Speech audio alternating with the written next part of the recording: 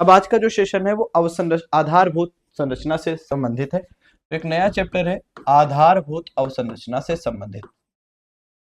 अब आधारभूत संरचना अलग नहीं है, इंडस्ट्री का ही एक सेगमेंट होता है।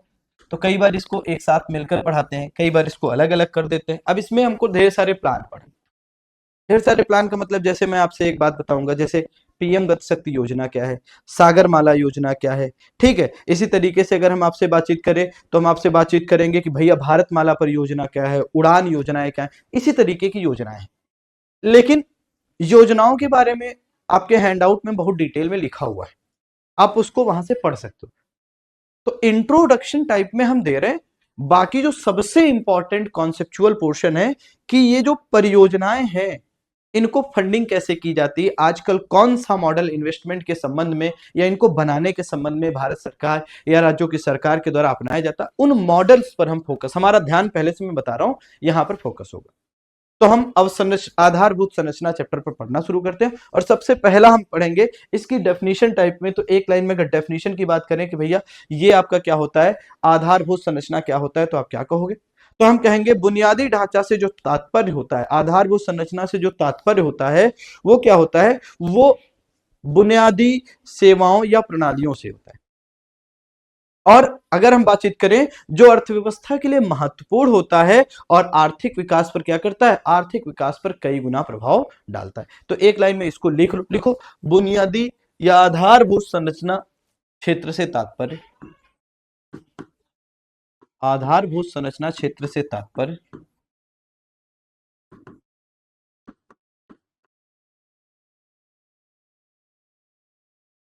आधारभूत संरचना क्षेत्र से तात्पर्य बुनियादी सेवा या प्रणालियों से है, बुनियादी सेवा या प्रणालियों से है।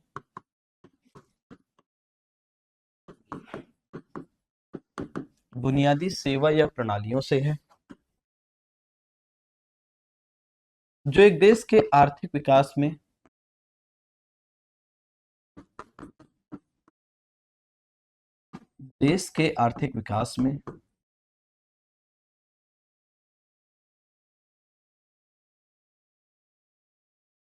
कई गुना अधिक प्रभाव डालते हैं, कई गुना अधिक प्रभाव डालते हैं।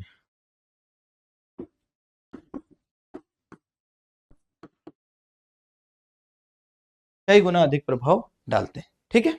और यह अर्थव्यवस्था के लिए बहुत महत्वपूर्ण होता है, और यह अर्थव्यवस्था के लिए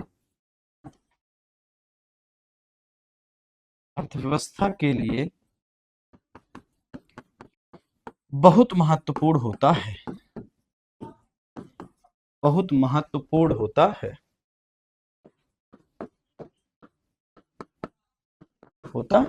ठीक।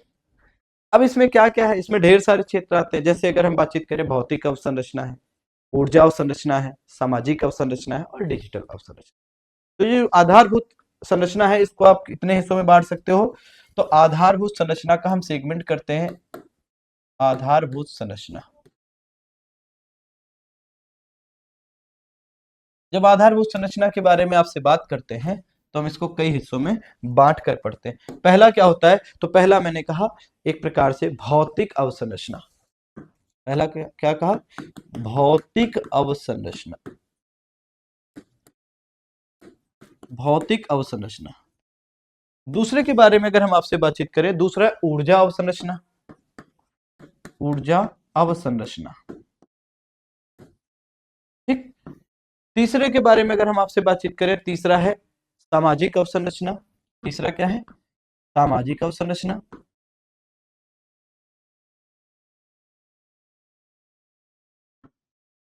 और अगला जो चौथा है वो क्या है, तो चौथा है डिजिटल अवसंरचना, डिजिटल अवसंरचना, डिजिटल अवसंरचना, ठीक है।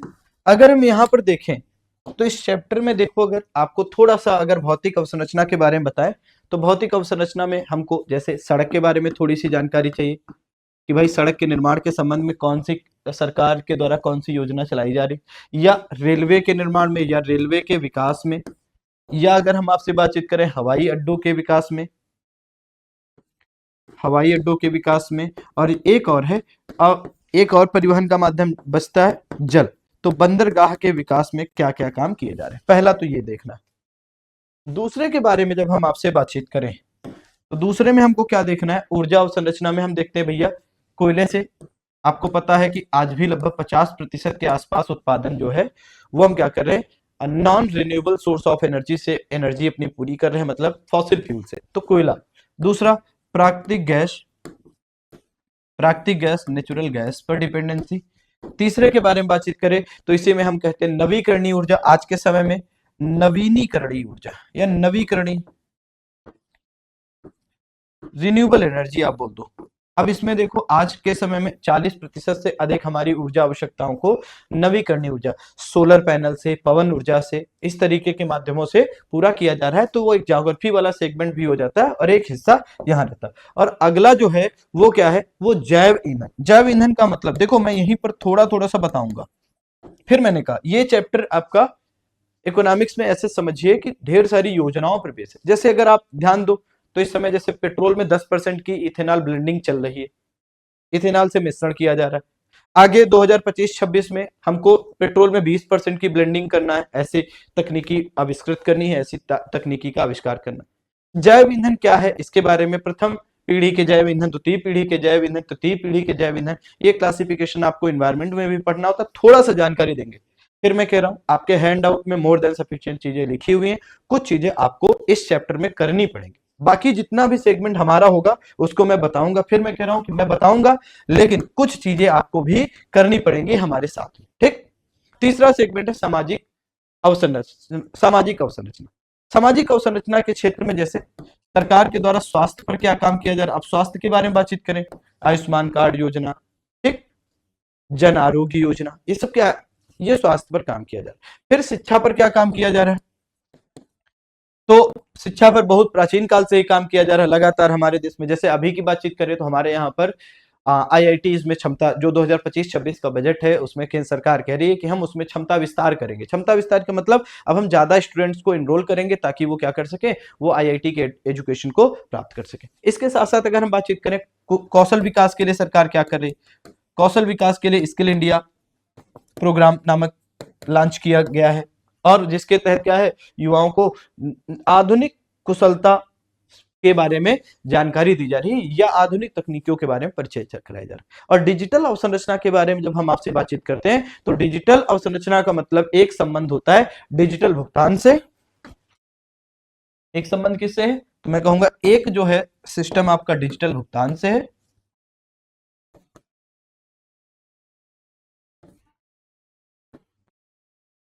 और दूसरा क्या, इसी का दूसरा सेगमेंट है आपका इंडिया टेक। दूसरा क्या सेगमेंट है, इंडिया टेक का। तो ये चीजें हैं इंडिया टेक। अब इसमें से हम थोड़ा थोड़ा सा बातचीत शुरू करते हैं। सबसे पहले अगर हम आपसे बात करें तो सबसे पहला हम आपसे बातचीत करने जा रहे हैं प्रधानमंत्री गति शक्ति योजना क्या है। देखो थोड़ा थोड़ा सा लिखेंगे, बोलेंगे ज्यादा। प्रधानमंत्री गति शक्ति योजना, प्रधानमंत्री गति शक्ति योजना के बारे में बातचीत करें तो प्रधानमंत्री गति शक्ति योजना जो है ये बेसिकली क्या है, ये भारत सरकार के द्वारा रसद लागतों को कम करने के लिए बुनियादी ढांचा परियोजनाओं की समन्वित योजना और निष्पादन करने के उद्देश्य से मल्टी मॉडल कनेक्टिविटी योजना, ये प्रधानमंत्री गति शक्ति योजना है। प्रधानमंत्री गति शक्ति योजना अगर हम बातचीत करें तो इसका उद्देश्य क्या है, मैंने कहा भारत सरकार की रसद लागतों को कम करने के लिए बुनियादी ढांचा परियोजनाओं की समन्वित और निष्पादन के उद्देश्य से मल्टी मॉडल कनेक्टिविटी योजना है। मल्टी मॉडल कनेक्टिविटी योजना, ठीक, ये कैसी योजना है, तो मल्टी मॉडल कनेक्टिविटी योजना है, प्लान है, ठीक, यह स्कीम है। दूसरा ये क्यों है, ताकि भारत सरकार की रसद लागतें जो हैं वो कम हो सके। रसद लागत क्या हो सके, रसद लागतें कम की जा सके, रसद लागतें कम की जा सके, इसलिए है। इसके बारे में अगर हम बातचीत करें तो इसके लिए एक राष्ट्रीय मास्टर प्लान के रूप में क्या किया गया है, तो ये एक राष्ट्रीय master plan, national master plan के रूप में लागू किया गया। इसको मास्टर प्लान के रूप में लागू किया है। क्यों? ताकि रसद लागतें कम की जा सके। ठीक, खत्म काम। इसमें अगर हम आपसे बातचीत करें, ये एक डिजिटल प्लेटफॉर्म है। पीएम गति शक्ति एक कैसा प्लेटफॉर्म है? तो ये एक डिजिटल प्लेटफॉर्म है। ये कैसा प्लेटफॉर्म है? डिजिटल प्लेटफॉर्म है।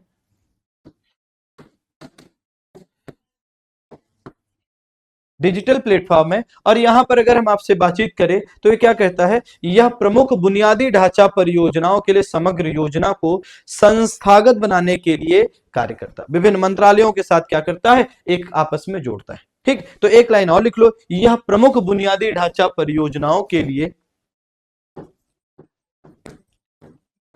बुनियादी ढांचा परियोजनाओं के लिए,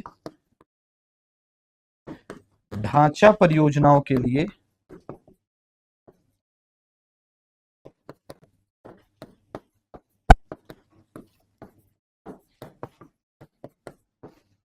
विभिन्न मंत्रालयों को, विभिन्न मंत्रालयों को जोड़ने की एक संस्थागत योजना है। जोड़ने की एक संस्थागत योजना है। संस्थागत योजना। ठीक है, चलिए हो गया इतना। आगे चलते हैं, नेक्स्ट की बातचीत करते हैं। अगला, अगले के बारे में जब हम आपसे यहां पर बात करेंगे तो अगला हम क्या पढ़ने चल रहे हैं? अब यहीं पर हम देखेंगे एक है नेशनल इंफ्रास्ट्रक्चर पाइपलाइन। तो एक हेडिंग करो, national infrastructure pipeline. Structure pipeline, NIP, राष्ट्रीय अवसंरचना पाइपलाइन। ठीक है, राष्ट्रीय अवसंरचना पाइपलाइन, इसके बारे में जानते हैं। अगर हम बातचीत करें तो इसे भारत में 2019 में क्या किया गया था? प्रारंभ किया गया था। इसके अंतर्गत अगर हम आपसे बातचीत करें तो बुनियादी ढांचे के विकास के लिए 111 लाख करोड़ के आवंटन वाली परियोजनाएं और कार्यक्रम शामिल है। तो लिखेंगे इसमें बुनियादी ढांचे के विकास के लिए, बुनियादी ढांचे के विकास के लिए, विकास के लिए 111 लाख करोड़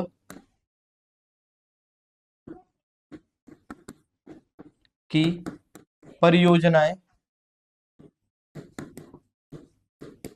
एवं कार्यक्रम शामिल है।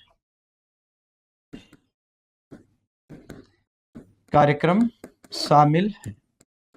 थोड़ी सी और अगर हम इसमें बातचीत करें तो आप देखोगे ये क्या है? इसमें जो आर्थिक और सामाजिक जो परियोजनाएं हैं, सामाजिक अवसंरचना परियोजनाएं, उनको क्या किया गया है? उनको शामिल किया गया। तो लिखिएगा इसमें आर्थिक और सामाजिक, आर्थिक और सामाजिक ढांचागत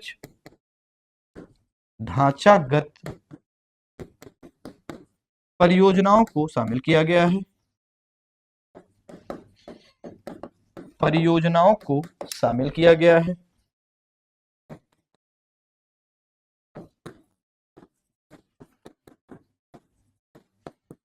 परियोजनाओं को शामिल किया गया है।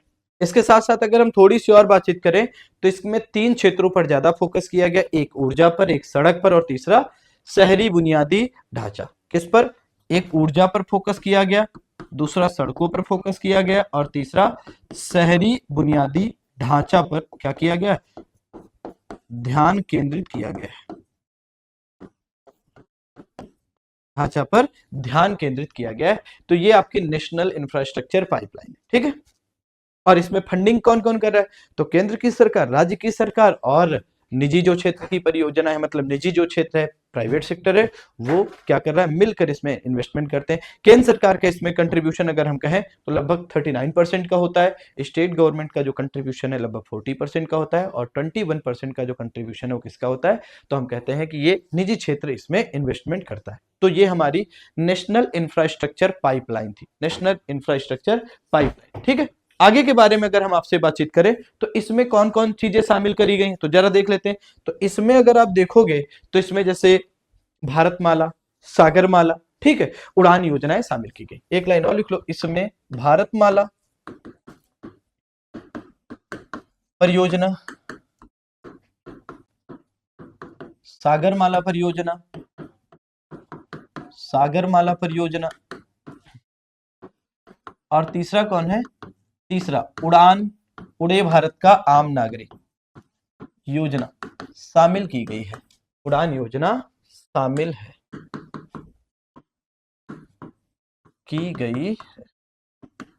ठीक, उड़े भारत का आम नागरिक, क्षेत्रीय जो वायु कनेक्टिविटी है उसको बढ़ाने के लिए उड़ान योजना लॉन्च की गई थी। अब यहां पर अगर हम कहें तो इसका कवरेज क्या क्या है, इसमें कवरेज की जब हम बातचीत करते हैं तो जो भारतीय उद्योग है उनको अधिक प्रतिस्पर्धी बनाया जा सके। उद्योगों में अगर हम बातचीत करें तो जैसे कपड़ा समूह, दवा समूह, इलेक्ट्रॉनिक पार्क, औद्योगिक गलियारे, रक्षा गलियारे, कृषि क्षेत्र, जो भी आपके आर्थिक जो गतिविधियां करने वाली इकाइयां हैं उनको क्या कर सके, उनको और अधिक प्रतिस्पर्धी बनाया जा सके। कनेक्टिविटी में सुधार, और कनेक्टिविटी में सुधार के साथ क्या किया जा सके, भारतीय व्यवसायों को अधिक प्रतिस्पर्धी बनाने। लिखिएगा इसका कवरेज,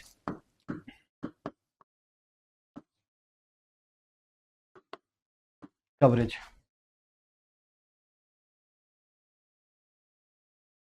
कनेक्टिविटी को सुधारने के लिए क्या लिखेंगे, कनेक्टिविटी में सुधार और कनेक्टिविटी में सुधार और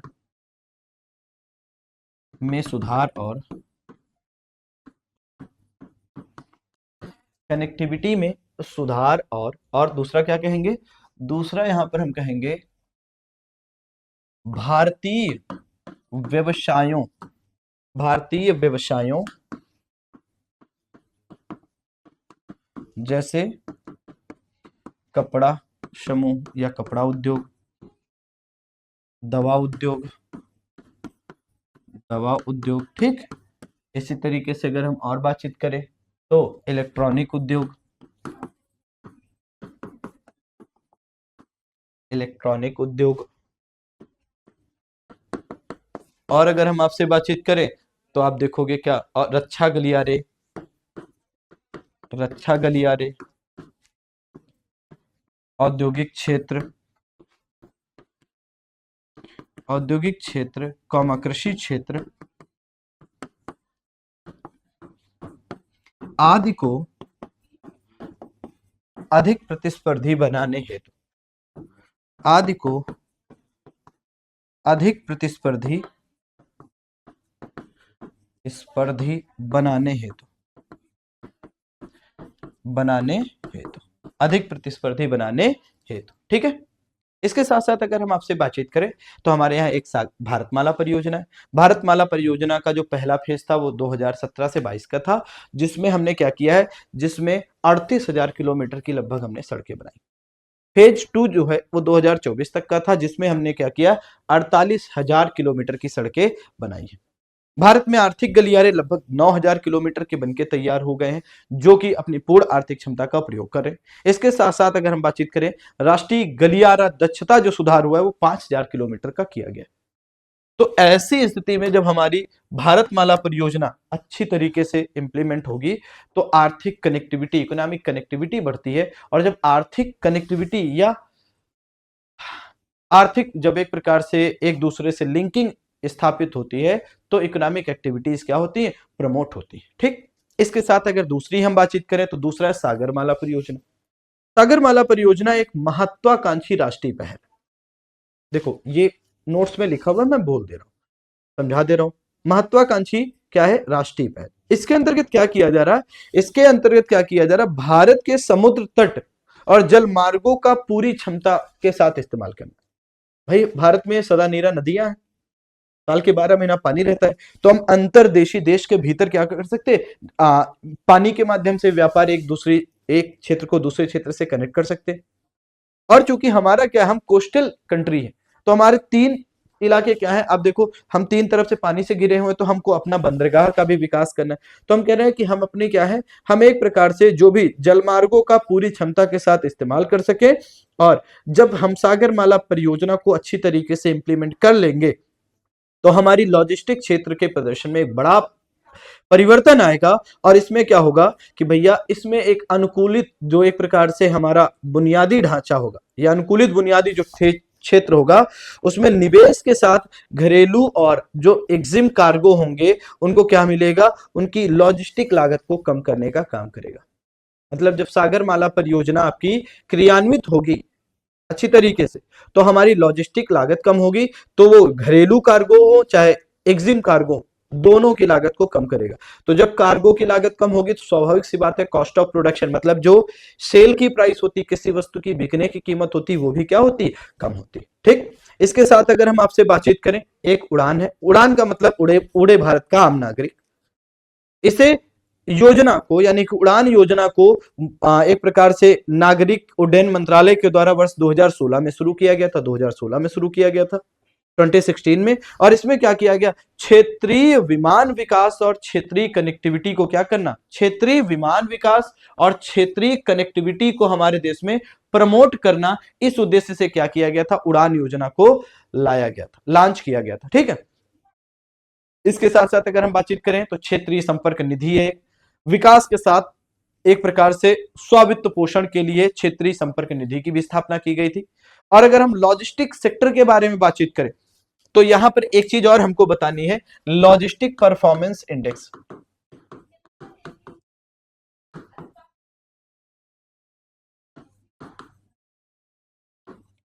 लॉजिस्टिक परफॉर्मेंस इंडेक्स LPI। ठीक, ये आंकड़ा जो है वो वर्ल्ड बैंक रिलीज करता है, विश्व बैंक के द्वारा इसको रिलीज किया जाता है। इसके बारे में अगर हम आपसे बातचीत करें तो अगर हम 2018 की बातचीत करें तो 2018 में क्या हुआ है, हमारी जो लॉजिस्टिक परफॉर्मेंस इंडेक्स में रैंक थी वो थी 44। ध्यान सुनिएगा, यह विश्व बैंक द्वारा जारी किया जाता है, विश्व बैंक द्वारा जारी किया जाता है या जाता है। ठीक, 2018 में भारत की रैंक 44 थी। अगर हम इसको बातचीत करें जो 2023 में कम होकर कितनी आ गई, तो 2023 में कम होकर ये आ गई है आपकी 38। 2023 में कितनी आ गई है, 2023 में भारत की रैंक होकर 38 आ गई। अब देखो यहां पर एक टारगेट सेट किया गया है, 2030 तक हम चाहते हैं कि भैया क्या हो जाए, भैया हमारी जो रैंक है वो और कम हो जाए और हम इसको 25 के अंदर कंट्री में आ जाए। अभी समझिएगा, कहने का मतलब है भारत का जो लॉजिस्टिक क्षेत्र है वो अत्यंत विखंडित है, अत्यंत विखंडित है। और विखंडित है, इसके साथ साथ अगर हम बातचीत करें तो क्या हो, लॉजिस्टिक जो लागत है वो भारत की जीडीपी का लगभग वर्तमान समय में 14% है, जो लॉजिस्टिक लागत है। देखो एक लाइन लिखिएगा, भारत का लॉजिस्टिक क्षेत्र अत्यंत विखंडित है,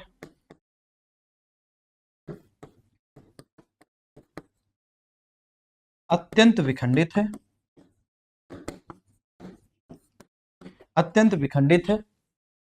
ठीक है, लॉजिस्टिक लागत या भारत की लॉजिस्टिक लागत, भारत की लॉजिस्टिक लागत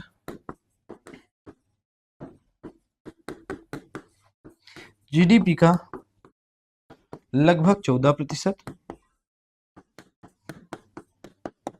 जीडीपी का लगभग 14% है, जिसे हमको कम करके कितना करना है, जिसको हमको कम करके अप्रोक्सीमेटली कितना करना, 8% तक लाना है 2030 तक। ये हमने टारगेट सेट किया है, हमारा उद्देश्य है, ऑब्जेक्टिव ये है कि 2030 तक भारत की जो लॉजिस्टिक लागत है उसको जीडीपी का कम करके कितना लाना है, 8% लाना है। ये टारगेट है, ये अच्छी है।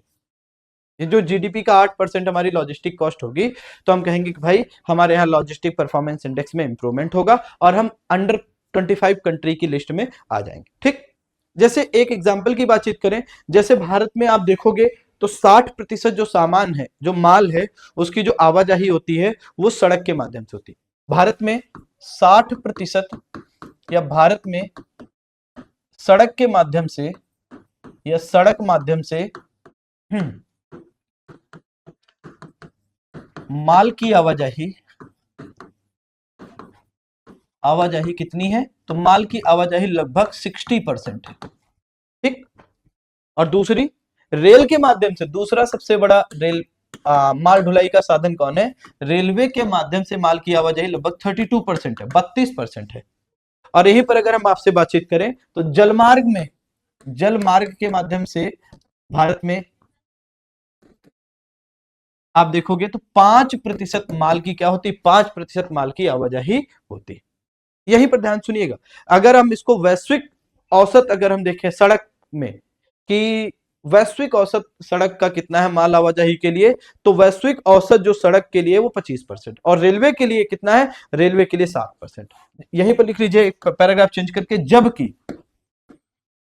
जबकि वैश्विक सड़क या वैश्विक औसत माल आवाजाही के लिए या माल आवाजाही के लिए सड़क का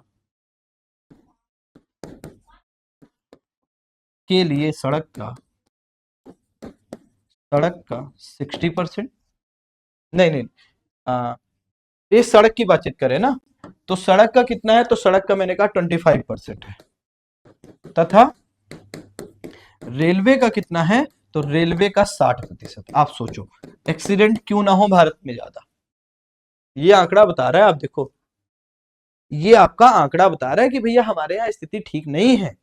आंकड़ों को अगर आप देखो तब भी ठीक नहीं है, हमारे यहाँ सड़कों पर ज्यादा बर्डन है। अब ज्यादा बर्डन है तो स्वाभाविक सी बात है ज्यादा एक प्रकार से समस्याएं क्रिएट होंगी, या तो उस स्तर की क्या हो, आपका इंफ्रास्ट्रक्चर उस स्तर का हो।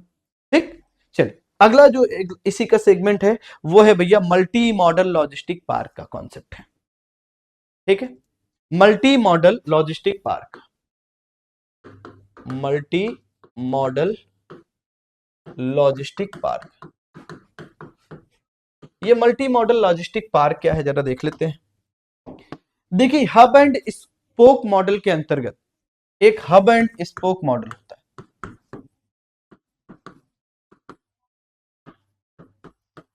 हब एंड स्पोक मॉडल के अंतर्गत भारत में क्या किया जा रहा है?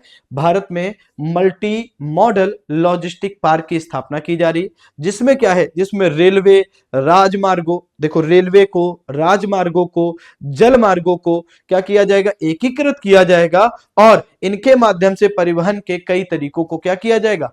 परिवहन के कई तरीकों का विकास करके इनको एकीकृत करके हम आर्थिक गतिविधियों को तेज करने का काम करेंगे।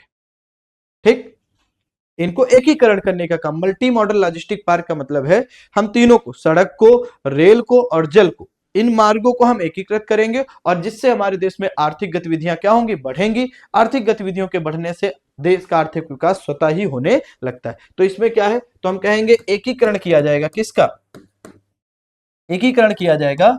तो आपका सड़क परिवहन का या सड़क मार्ग का, जल परिवहन का, और तीसरा हम क्या कहें? वायु परिवहन का।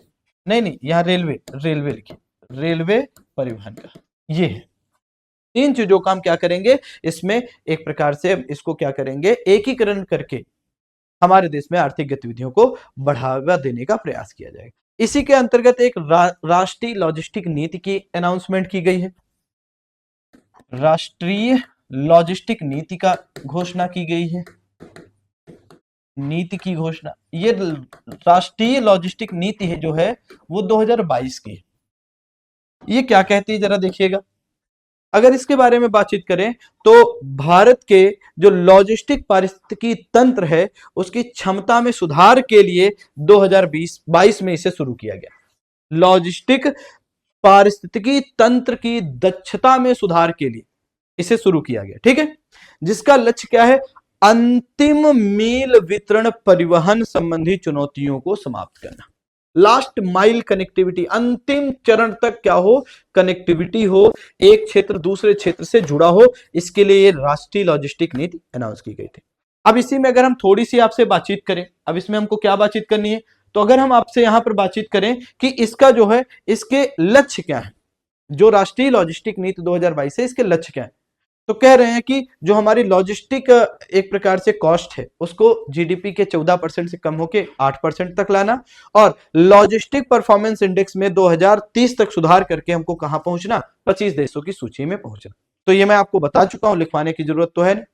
लिखना है तो 2 लाइन जल्दी से लिख लो। लिखो, इस नीति के महत्वपूर्ण लक्ष्य निम्नलिखित है या उद्देश्य निम्नलिखित है। और पहला लिखिएगा कि 2030 तक भारत में लॉजिस्टिक लागत को 2030 तक भारत में लॉजिस्टिक लागत को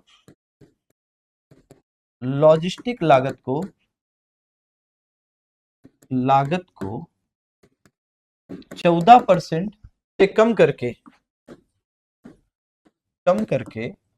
जीडीपी का 8% करना 8% करना, पहला पॉइंट ये हो गया। ठीक, दूसरे पॉइंट के बारे में अगर बातचीत करें तो दूसरा पॉइंट क्या है भैया, लॉजिस्टिक परफॉर्मेंस इंडेक्स में भारत की रैंक 2030 तक 25 देशों में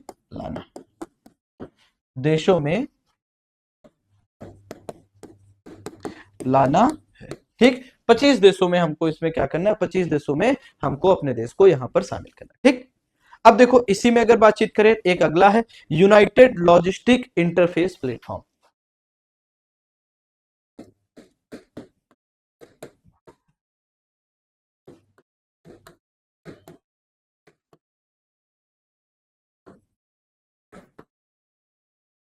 यूलिप बोलते हैं, क्या बोलते हैं, यूएलआईपी। चलिए देखते हैं यूएलआईपी क्या है। देखिए यूलिप के बारे में बातचीत करें तो इसे यूलिप को 2022 में लॉन्च किया गया था। इसे कब लॉन्च किया गया था, तो इसे लॉन्च किया गया था 2022 में। इसके बारे में अगर हम आपसे बातचीत करें, ये क्या करेगा, जो कार्गो आंदोलन की वास्तविक समय निगरानी प्राप्त करेगा। मतलब कार्गो की क्या करेगा, कार्गो की मूवमेंट की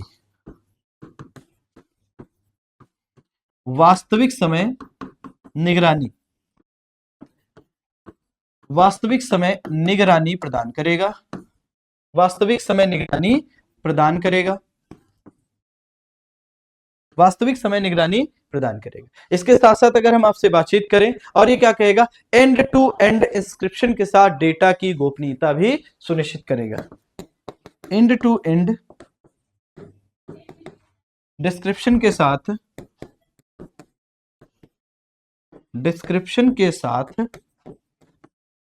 आंकड़ों की गोपनीयता भी सुनिश्चित करेगा।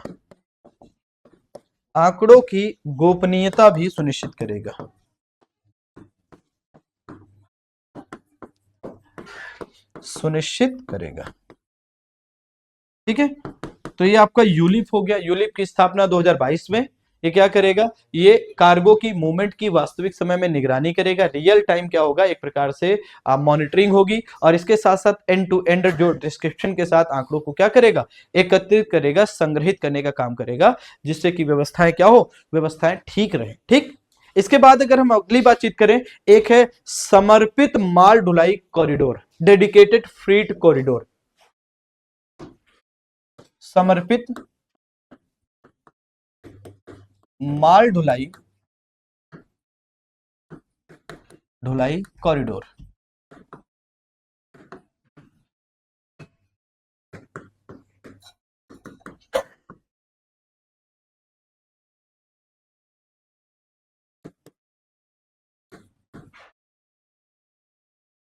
समर्पित माल ढुलाई कॉरिडोर, डेडिकेटेड फ्रीट, ठीक है, डेडिकेटेड फ्रीट कॉरिडोर। ये क्या है, जैसे आप लोग देखो, डेडिकेटेड फ्रीट कॉरिडोर का मतलब रेल मंत्रालय के अधीन एक dedicated freight corridor corporation of India का एक विशेष क्या किया गया है, विशेष प्रयोजन वाहन।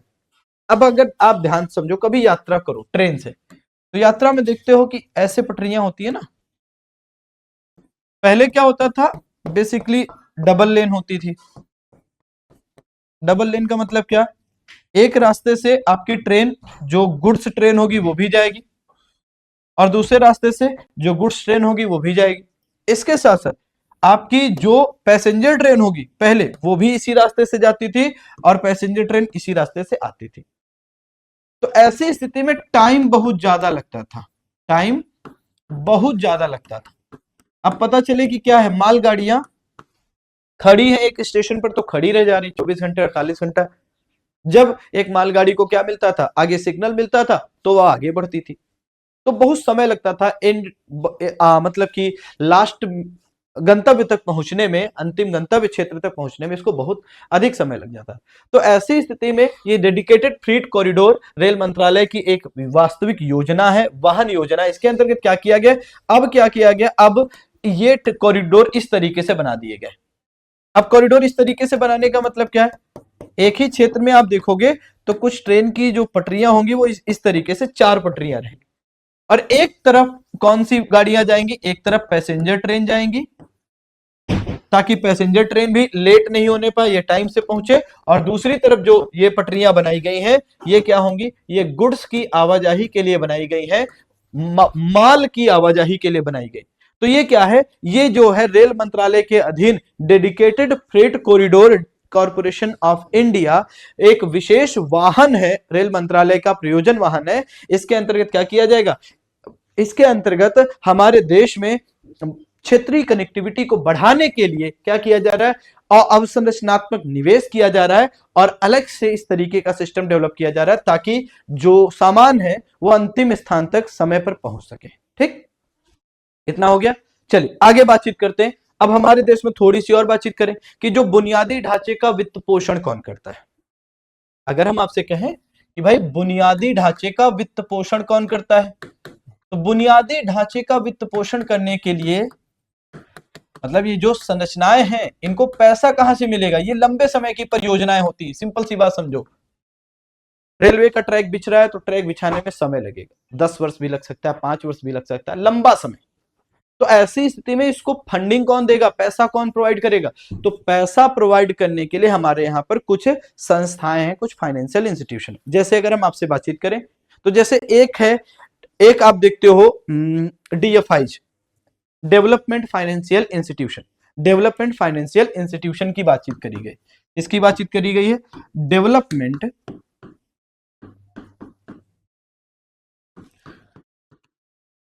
फाइनेंशियल इंस्टीट्यूशन की बातचीत करी गई है।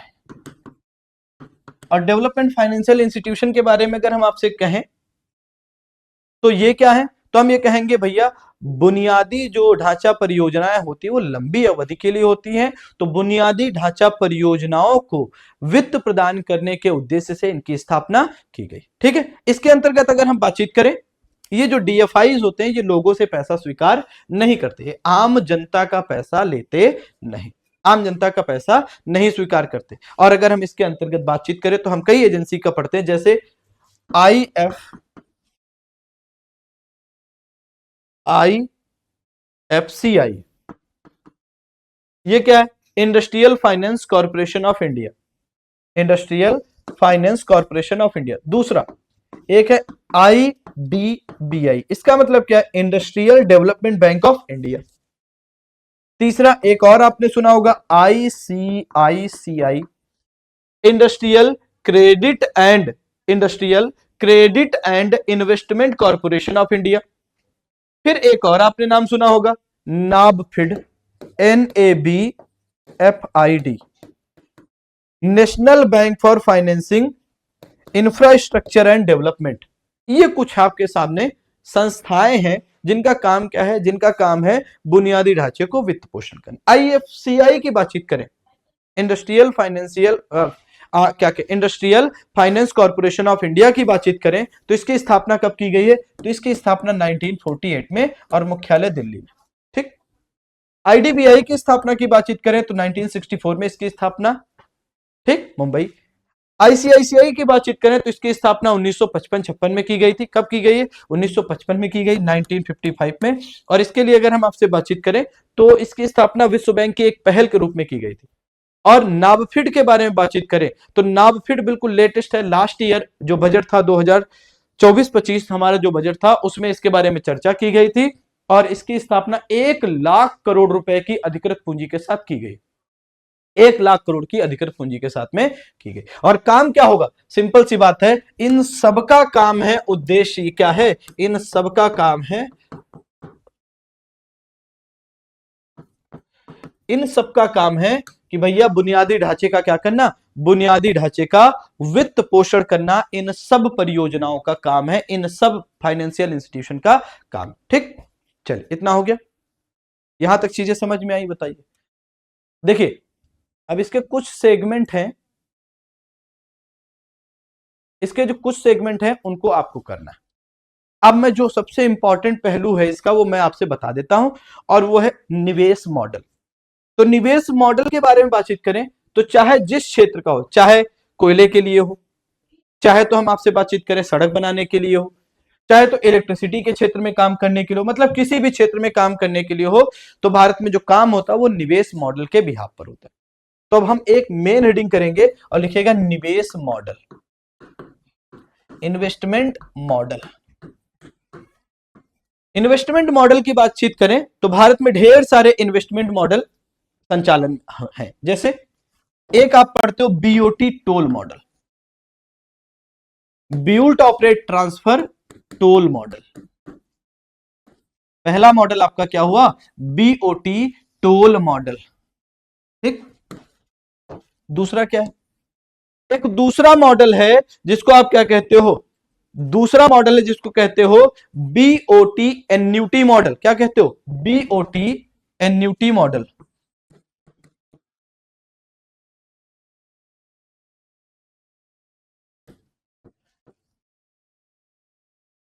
मॉडल, ठीक, एन्यूटी मॉडल। एक और मॉडल है जिसको आप कहते हो engineering procurement construction model. Engineering procurement construction model.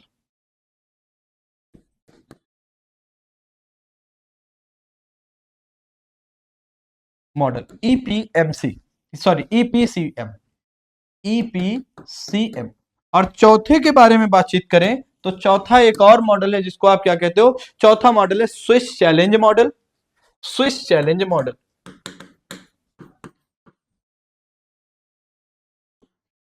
और भी मॉडल हैं, जैसे एक मॉडल हमारे यहां पर है जिसको आप कहते हैं hybrid annuity model.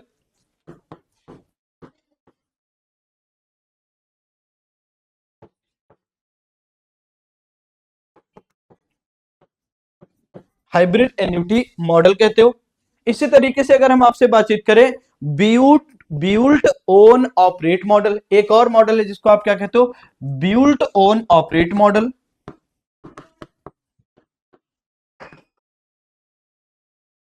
Operate model, ठीक है। ये कुछ इस तरीके के मॉडल है। अब हम इसमें से एक एक करके हम आपको समझाते हैं, पढ़ाने का प्रयास करते हैं। जरा देखिएगा क्या चीजें आपको समझ में आती हैं कि नहीं आती। थोड़ा सा कंसंट्रेशन होके बैठिए। पहला बिल्ट ऑपरेट ट्रांसफर या बिल्ट ऑपरेट ट्रांसफर मॉडल, ये क्या है? देखिए अगर हम आपसे बातचीत करें, इसमें क्या किया जाता है? इस मॉडल का प्रयोग मुख्यतः सड़क और पुल बनाने के लिए किया जाता है। इसमें सरकार किसी निजी क्षेत्र की कंपनी को जिम्मेदारी देती है कि आप सड़क का निर्माण करो, पुल का निर्माण करो, ठीक। और उसके बाद क्या किया जाता है? सरकार इसके अंतर्गत भूमि भी उपलब्ध कराएगी। निजी क्षेत्र को भूमि की जरूरत नहीं है कि भूमि उपलब्ध कराने के लिए भी वो क्या करे, लोगों के पास नहीं, सरकार भूमि की उपलब्धता कराएगी। सरकार भूमि की उपलब्ध कराएगी तथा निर्माण व रखरखाव की जिम्मेदारी, जब सड़क बन जाएगा, पुल बन जाएगा, तो उसके निर्माण व रखरखाव की जिम्मेदारी किसकी होगी? निजी निकाय की होगी। अब ध्यान समझना, एक निश्चित समय तक सरकार तय कर देगी कि भैया इस सड़क को, इस पुल को आपने बनाया है तो इसमें जो खर्चा लगा है इसको आप टोल के माध्यम से वसूलिए। तो टोल वसूलने की जिम्मेदारी किसकी? यहां पर निजी निकाय की ही होती है। और निजी निकाय की यह भी जिम्मेदारी होती है कि टोल को वसूले और वो जो भी सड़क या जो भी पुल बनाया है उसका रखरखाव भी करे। और जब एक समय पूरा हो जाता है, समय के बाद सरकार को योजना क्या की जाती है? ट्रांसफर कर दिया, सड़क भी ट्रांसफर कर दी जाएगी और जो भी पुल बनेगा उसको भी ट्रांसफर कर दिया जाएगा, ठीक। तो ये क्या हो गया? Built operate transfer toll model. एक होता है एन्यूटी मॉडल। एन्यूटी मॉडल क्या होता है? एन्यूटी बिल्ट ऑपरेट ट्रांसफर में जो एन्यूटी मॉडल है उसके अंतर्गत क्या है? इसमें निजी निकाय को परियोजना को तो पूर्ण करना होता है, पूर्ण करो। पूर्ण करने के बाद टोल टैक्स जो प्राप्त करने का अधिकार जो होता है वो सरकार अपने पास रखती है। इस योजना में क्या करेगी? सरकार टोल खुद वसूलेगी, एन्यूटी सरकार टोल वसूलेगी।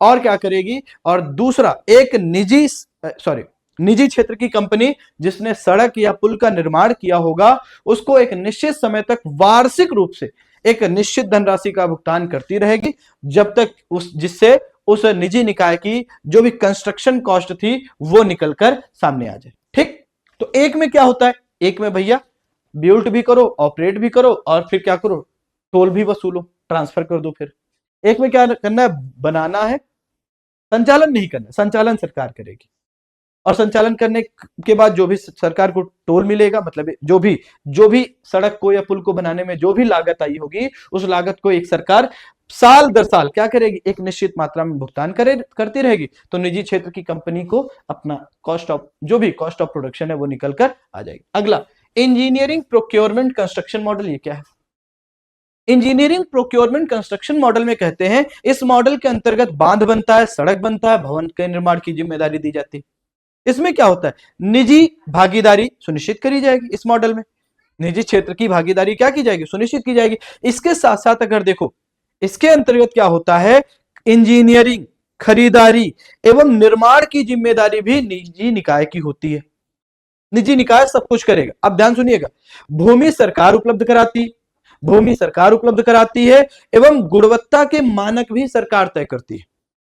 गुणवत्ता के मानक भी सरकार ही तय करती। और ध्यान सुनिएगा, वह निजी निकाय जो परियोजना को सबसे कम लागत में पूरी करने की जिम्मेदारी लेता है, उसी निजी निकाय को क्या किया जाएगा, सरकार के द्वारा वो परियोजना संचालन करने की या बनाने की जिम्मेदारी दे दी जाएगी। और ध्यान से समझना, परियोजना के पूरा होने की प्रक्रिया में सरकार निजी क्षेत्र को निरंतर भुगतान करती रहती है। जैसे सड़क है, 100 किलोमीटर की सड़क का निर्माण करना है, सरकार ने मानक तय कर दिए कि ये मानक होने चाहिए। अब निजी निकाय 4 लोगों ने टेंडर भरा, 4 कंपनियों ने, जिस कंपनी का टेंडर सबसे कम होगा और उन मानकों को पूरा कर रही होगी कंपनी, उसको क्या किया जाएगा, उसको टेंडर दे दिया जाएगा। अब सड़क बनाना शुरू करेगी निजी निकाय सड़क बनाना शुरू किया, बनाने की प्रक्रिया में सरकार के द्वारा एक निश्चित मात्रा में निरंतर भुगतान की प्रक्रिया जारी रहेगी। ठीक, और जब वो प्रक्रिया बन के तैयार होती है, परियोजना के पूरा होते ही इसे सरकार को सौंप दिया जाता है। निजी क्षेत्र क्या करेगा, सरकार को सौंप देगा। तो ये हमारा क्या हो गया, ये हमारा आप देखोगे इंजीनियरिंग प्रोक्योरमेंट मॉडल हो गया। ठीक, इसके बाद अगला क्या है, स्विस चैलेंज मॉडल क्या है। तो स्विस चैलेंज मॉडल के बारे में बातचीत करें तो ये इंजीनियरिंग प्रोक्योरमेंट मॉडल के ही समान है। जैसे इंजीनियरिंग प्रोक्योरमेंट मॉडल है वैसे ही आपका स्विस चैलेंज मॉडल। इसमें ध्यान समझना, इसमें प्रक्रिया थोड़ी सी भिन्न।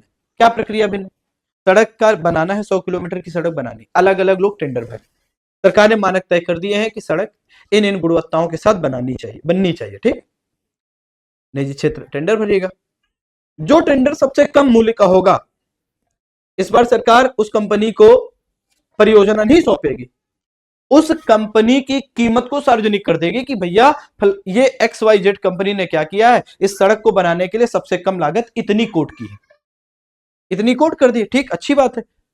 अब दूसरा ऑप्शन आएगा कि भैया क्या है, अब दूसरी कंपनियां अगर चाहती हैं कि इससे भी कम लागत पर उसी गुणवत्ता में वस्तु बन सकती है, सड़क बन सकती है, तो वो भी क्या कर सकते हैं, वो भी क्या कर रहे हैं, अपने अपने टेंडर डाल सकते हैं। और जो सबसे कम कीमत का टेंडर डालेगा उस कंपनी को यहां पर क्या मिल जाएगा, उस कंपनी को एक प्रकार से टेंडर मिल जाएगा, निर्माण की जिम्मेदारी मिल जाएगी, बेनिफिट मिलेगा। ठीक, इसमें क्या होता है, न्यूनतम बोली सार्वजनिक कर दी जाएगी पहली बार वाली, ताकि दूसरी कंपनियां भी आ सके और सरकार उत्पादन की लागत को क्या कर सके, कम कर सके। अगला है एक हाइब्रिड एन्युटी मॉडल। ये हाइब्रिड एन्युटी मॉडल क्या होती है, हाइब्रिड एन्युटी मॉडल का प्रयोग मुख्यतः सड़क निर्माण के उद्देश्य से किया जाता है। इसका प्रयोग मुख्यतः उन क्षेत्रों में होता है जहां पर यातायात कम होता है। उन क्षेत्रों में हाइब्रिड एन्युटी मॉडल का प्रयोग होता है जहां पर यातायात कम होता है। इसमें देखो, अगर हम बातचीत करें, यातायात कम हो और साथ ही साथ यह भी पॉसिबिलिटी हो कि भैया टोल की वसूली भी कम होगी, तो ऐसे क्या होगा, इसमें 60% निवेश निजी निकाय द्वारा और 40% निवेश सार्वजनिक यानी कि सरकार के द्वारा किया जाता है। और इस मॉडल में टोल वसूली का जो अधिकार है वो सरकार के पास रहता है। सरकार निजी क्षेत्र को एक जो तय धनराशि है एक निश्चित समय तक देती रहती है। ये आपका क्या हो गया, ये आपका हाइब्रिड एन्युटी मॉडल हो गया। ठीक, ये बिल्ड ओन ऑपरेट मॉडल क्या है, जब बिल्ड ओन ऑपरेट मॉडल के बारे में हम आपसे बातचीत करते हैं तो हम कहेंगे इस मॉडल के अंतर्गत एक निजी कंपनी किसी परियोजना को पूरा करती है, परंतु वह उसका परिचालन स्वयं नहीं करती, किसी थर्ड पार्टी को दे देती है, और ध्यान समझिएगा लीज पर दिया जाएगा, और उसके साथ वह अन्य निकाय परियोजना का परिचालन करती है, और अंततः अंत में क्या होता है, इसे सरकार को हस्तांतरित कर दिया जाता है। तो भारत में निवेश के संबंध में, ये परियोजनाओं के निर्माण के संबंध में ढेर सारे क्या हैं, ढेर सारे मॉडल अपनाए गए, ढेर सारे मॉडल अपनाए गए। अब देखिए ढेर सारे मॉडल्स को अपनाया गया, ठीक है। तो ये तो आपका बेसिक वाला था, इतना सेगमेंट था कि भैया हम इन्वेस्टमेंट के सेक्टर में क्या क्या काम कर सकते हैं, मतलब कि जो इन्वेस्टमेंट मॉडल है हमारे यहाँ कौन कौन। विद्युत क्षेत्र के बारे में थोड़ी सी बातचीत कर लेते हैं, 10 मिनट 15 मिनट में हम इसको और बढ़ाते हैं। विद्युत क्षेत्र में अगर आप देखो तो ऊर्जा के स्रोत क्या है, नवीकरणीय और गैर नवीकरणीय, सबको पता है। नवीकरणीय ऊर्जा स्रोत का मतलब जो खत्म नहीं होंगे, गैर नवीकरणीय ऊर्जा स्रोत का मतलब जो खत्म हो जाए, जैसे फॉसिल फ्यूल, कोयला खत्म हो जाएगा, ठीक। भारत में आज भी लगभग 50% से अधिक ऊर्जा जरूरतें गैर नवीकरणीय ऊर्जा स्रोतों से प्राप्त होती है, और 40% से अधिक जो ऊर्जा आवश्यकताएं हैं वो नवीकरणीय ऊर्जा से हमको प्राप्त होती है। अब यहीं पर ध्यान सुनिएगा, भारत में क्या किया गया, एक विद्युत अधिनियम 2003 पारित किया गया है, जिसमें भारत में बिजली क्षेत्र को एकजुट कर दिया गया, एक साथ कंसोलिडेट कर दिया गया। कैसे, कह रहे हैं कि 1991 के सुधारों के बाद क्या किया गया है, बिजली उत्पादन में या बिजली उत्पादन में निजी क्षेत्रों के खिलाड़ियों को लिए भी आमंत्रित किया गया कि विद्युत क्षेत्र में कौन, जो प्राइवेट प्लेयर हैं वो भी आ सकते हैं, वो भी इलेक्ट्रिसिटी का प्रोडक्शन कर सकते हैं। और वर्तमान समय में 50% से जो अधिक विद्युत का उत्पादन है अगर हम कहें तो वो निजी क्षेत्र के द्वारा किया जा रहा है। और इसके साथ साथ अगर बातचीत करें, और स्थापित जो क्षमता है हमारी वर्तमान समय में, उसमें सबसे कम हिस्सेदारी केंद्र सरकार की। दूसरा, अगर हम बातचीत करें, इसी में फोकस किया गया कि विद्युत का ट्रांसमिशन तो केंद्र की कंपनियों और कुछ राज्य की कंपनियों के द्वारा किया जाएगा, मतलब उत्पादन वाली जगह से लेकर इसको वितरण करने का काम, जो ट्रांसमिशन होता है वो कौन करेगा, कुछ केंद्र की कंपनियां करेंगी, कुछ राज्य की कंपनियां करेंगी। भारत में क्या किया गया है, एक पावर ग्रिड की स्थापना की गई है, कंपनी अधिनियम 1956 के अंतर्गत 1989 में पावर ग्रिड की स्थापना की गई, और इसके साथ साथ राष्ट्रीय भार प्रेषण केंद्र की भी स्थापना हमारे यहां पर की गई है, ताकि विद्युत क्षेत्र का क्रियान्वयन सुचारू रूप से संतुलित तरीके से किया जा सके, ठीक। नेक्स्ट है कोयला क्षेत्र, कोल सेक्टर। अब कोयला क्षेत्र में अगर बातचीत करें तो भारत में कोयला मंत्रालय के पास देश के कोयला भंडार के प्रबंधन की समग्र जिम्मेदारी है, ठीक। आपको पता है भारत जो कोयले का दूसरा सबसे बड़ा उत्पादक है, और पहला सबसे बड़ा उत्पादक कौन है, चीन। भारत के बारे में बातचीत करें, भारत विश्व का 5वां सबसे बड़ा कोयला भंडार वाला देश है, 5वां। अगर आप देखोगे भारत में, अगर आप देखो सबसे ज्यादा जो कोयले का भंडार है वो कहां है, तो देखोगे एक तो उड़ीसा में, नंबर 1 उड़ीसा, दूसरा झारखंड में, तीसरा छत्तीसगढ़ में, चौथा पश्चिम बंगाल, 5वां आपका मध्य प्रदेश। इन 5 राज्यों में सबसे ज्यादा भारत में कोयले के भंडार पाए जाते हैं। लेकिन ध्यान समझिएगा, भारत विश्व का अगर हम बातचीत करें तो कोकिंग और गैर कोकिंग कोयले का सबसे बड़े आयातकों में से एक है, ठीक। सबसे बड़े आयातकों में, चाहे कोकिंग कोयला हो चाहे गैर कोकिंग कोयला हो, इन दोनों के आयात में हमारे भारत का स्थान टॉप 3 में रहता है, ठीक। अब नवीकरणीय ऊर्जा के बारे में बातचीत करें। नवीकरणीय ऊर्जा आपको पता है कि ऊर्जा के वह स्रोत जो क्या है, जो कभी समाप्त नहीं होंगे, जो हमारी आवश्यकताओं को भी पूरा करेंगे, भविष्य की आवश्यकताओं को भी पूरा करेंगे, जैसे सोलर एनर्जी, जैसे विंड एनर्जी, जैसे टाइडल एनर्जी, जैसे थर्मल एनर्जी, ठीक है, ये सब एनर्जी। अगर हम आपसे बातचीत करें, भारत दुनिया में नवीकरणीय ऊर्जा का तीसरा सबसे बड़ा उत्पादक है, 3rd largest producer of renewable energy in the world, विश्व में तीसरा सबसे बड़ा उत्पादक है। और अगर हम आपसे बातचीत करें, जो हमारे यहां स्थापित क्षमता है उसमें से 40% का अधिक योगदान किसका है, नवीकरणीय ऊर्जा का है। अब देखो, अगर बातचीत करें पवन ऊर्जा के उत्पादन के मामले में भारत की जो रैंक है वो विश्व स्तर पर 4थी, पवन ऊर्जा के उत्पादन। लेकिन सौर ऊर्जा के मामले में अगर हम बातचीत करें तो भारत की रैंक है 5वीं। अब इसी में क्या किया गया है, भारत में नवीकरणीय या नवीनीकरणीय खरीद दायित्व एक अधिनियम है, विद्युत अधिनियम 2003 के अंतर्गत नियामकों या आयोगों को यह जिम्मेदारी सौंपी गई है कि नवीकरणीय ऊर्जा को बढ़ावा देने के लिए काम किया जाएगा।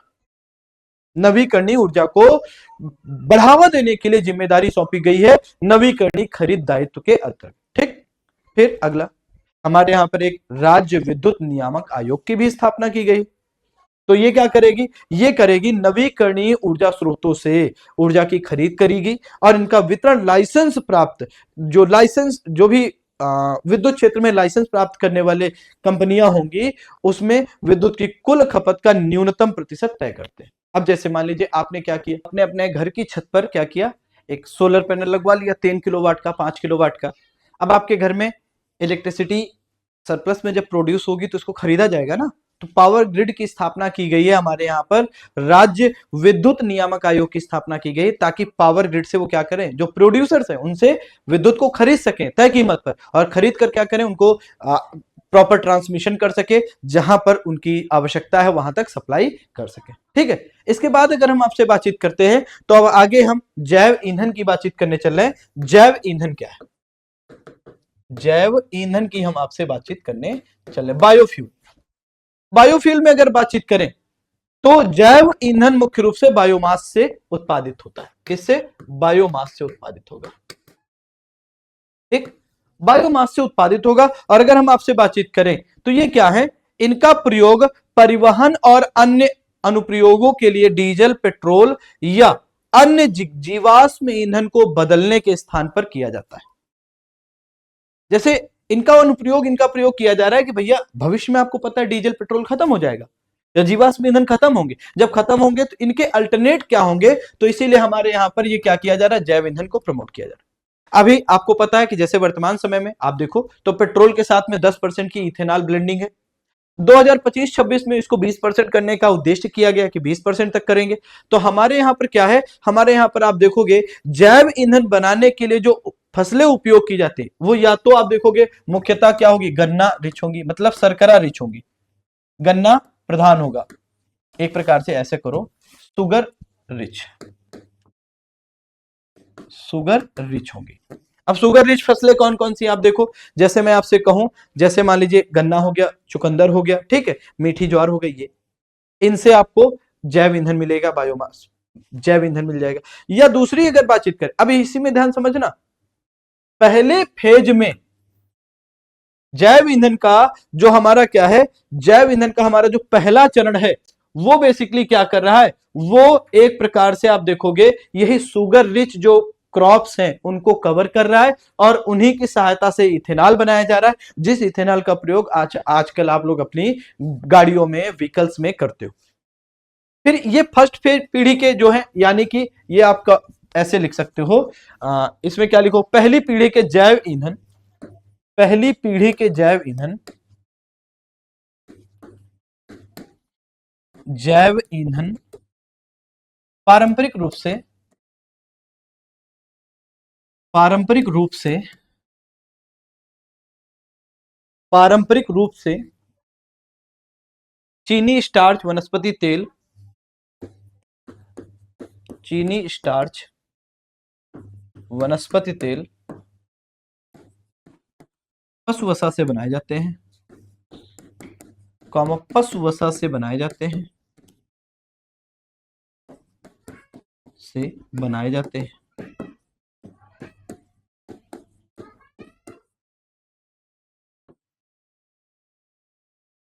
ठीक है, पशु वसा से इसको बनाया जाता है। दूसरी पीढ़ी के जो होंगे वो कहां से बनेंगे, तो दूसरी पीढ़ी के जो जैव ईंधन होंगे उनका उत्पादन किया जाएगा खाद्य फसलों या जो आपकी जेनेटिकली मॉडिफाइड क्रॉप्स होंगी उनसे क्या किया जाएगा, आपका प्राप्त किया जाएगा। लिखिएगा, दूसरी पीढ़ी के जैव ईंधन,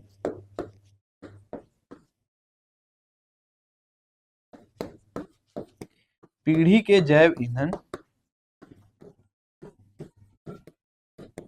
खाद्य फसलों, कॉमा आनुवांशिक रूप से संशोधित फसलों,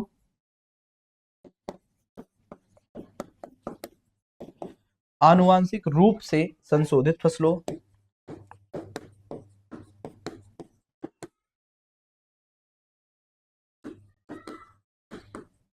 आनुवांशिक रूप से संशोधित फसलों। इसके साथ साथ अगर हम आपसे बातचीत करें तो क्या होगा, तो हम कहेंगे भैया जैव ईंधन अपशिष्ट बायोमास। ठीक है। अपशिष्ट बायोमास आदि से बनाए जाएंगे, अपशिष्ट बायोमास से बनाए जाएंगे, ठीक। और तीसरी पीढ़ी के, तो तीसरी पीढ़ी के जो आपके जैव ईंधन होंगे वो अगर आप देखोगे तो जैसे शैवाल जैसे सूक्ष्म जीवों से बनाए जाएंगे। तीसरी पीढ़ी के जैव ईंधन, तीसरी पीढ़ी के जैव ईंधन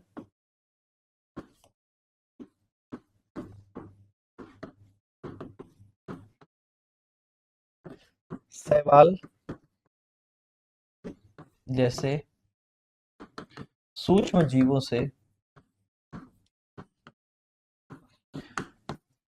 से बनाए जाएंगे। अब देखो स्वाभाविक सी बात है, हमारी एनर्जी एफिशिएंटी जो एफिशिएंसी है वो बहुत अच्छी नहीं, हम ऊर्जा दक्ष नहीं।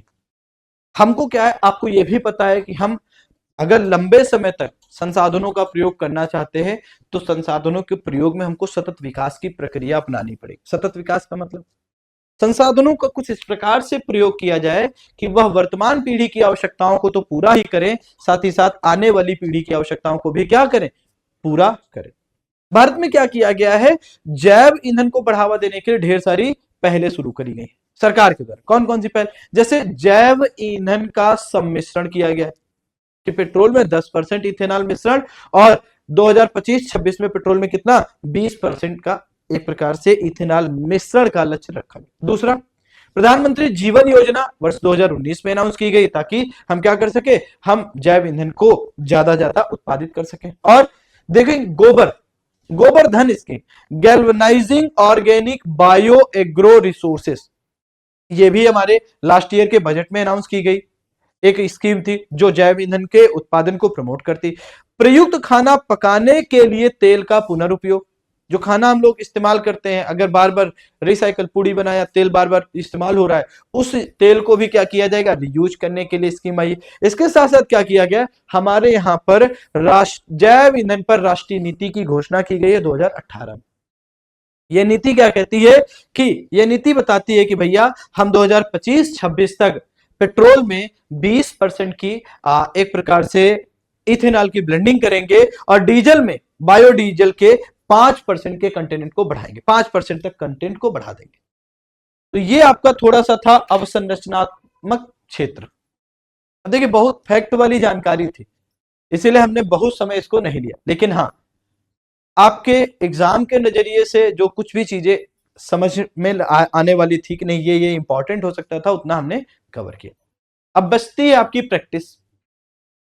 तो आप लोग ये करिएगा कि 2-3 दिन होली का छुट्टी रहेगा, आप उसमें आराम से सारा रिवीजन कर लीजिएगा, और रिवीजन करने के बाद हम आपकी प्रैक्टिस करा देते हैं। तो हर टॉपिक के 2-2, 4-4, 5-5, 6-6 क्वेश्चन करके प्रैक्टिस करा देते हैं। तो आप बढ़िया क्वेश्चन एक लगेगा कि नहीं क्वेश्चन यूपीएससी के पैटर्न से ही बनेंगे, इसी तरीके से बनते हैं, उसी तरीके के क्वेश्चन हम आपके सामने लेकर आएंगे। ठीक है, तो ये आज का सेशन यहीं तक है और फिर मिलते हैं अगले सेशन में। सबको धन्यवाद, सबको नमस्कार, सबको थैंक यू।